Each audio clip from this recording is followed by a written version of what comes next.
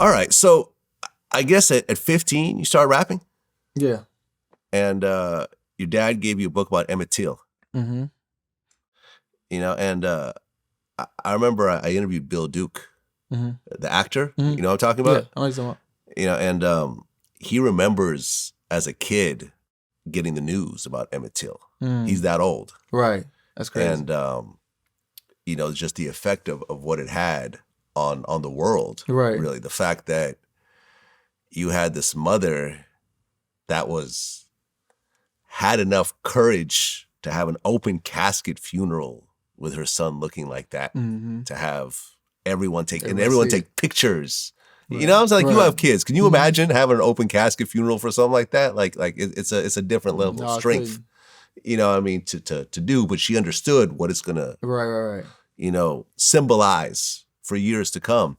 So that was the book that kind of started to change things for you? I think it did, but unknowingly. You know what I'm saying? Like, and I thank my dad really for that, because I think I forgot which one. I don't know what order it was, but people were still buying cassette tapes at the time. Like, it was like the last of people, cassette tapes were still in. And my dad used to always buy these rap albums. He had a case full of them. And I was like, I want to start collecting my own, and getting more into music and rap. And these 2 tapes, he had his own, but I wanted my own. And I don't know what order it was, but it was Juvenile 400 Degrees, and it was DMX, Is Dark and Hell is Hot.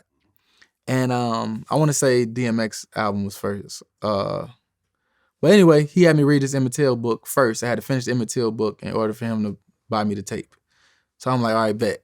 And I had to report to him after every chapter what I read, And I hope a lot of parents start doing this stuff with their kids. It'd be real helpful, for them, make them report to you after every chapter and make them read a book if they want a pair of shoes or things like that. And it teaches them a lesson of, being able to work for what you want in life. You know what I'm saying? It goes a far way.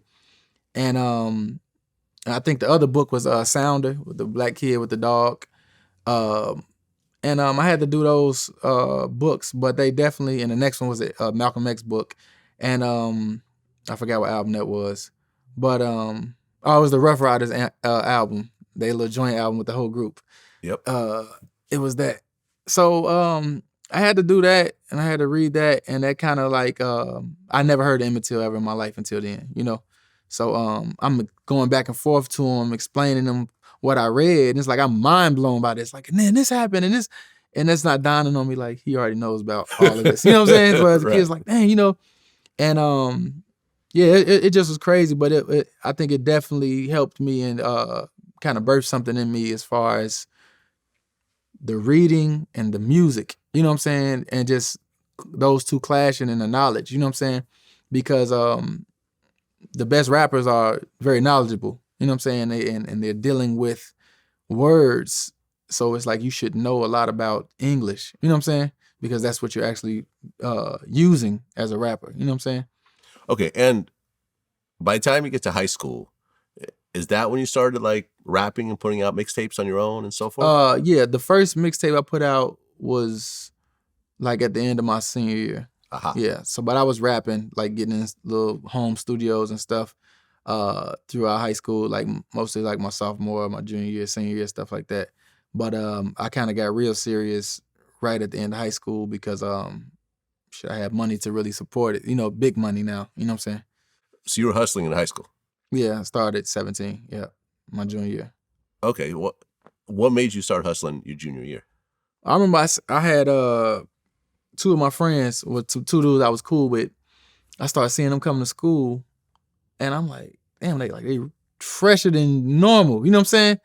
So I'm looking. I think it's like 2 kind of guys in this world. Like, you see guys or kids, whatever you want to say, that see somebody fresh, and it's like either, damn, that I want to be like that or get like them, or or who the fuck they think they is, or like, who the fuck these niggas think they is. You got them type of niggas. So don't be the who the fuck these niggas think they is type of guy if that's you out there.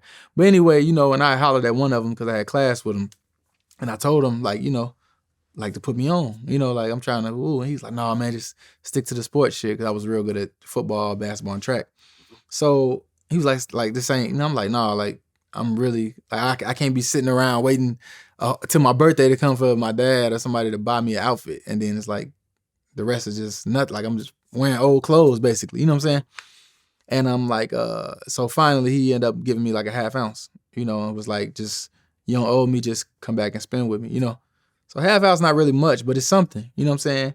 And like to this day, like everything that you see today, like I turned that into, you know, all the support and, you know, what you see today, you know what I'm saying? And like even years after that, he like, man, I done gave niggas pounds, you know, multiple pounds, QP, half pound, all type of stuff. And you the only one that really, you know, made what I gave you count. You know what I'm saying?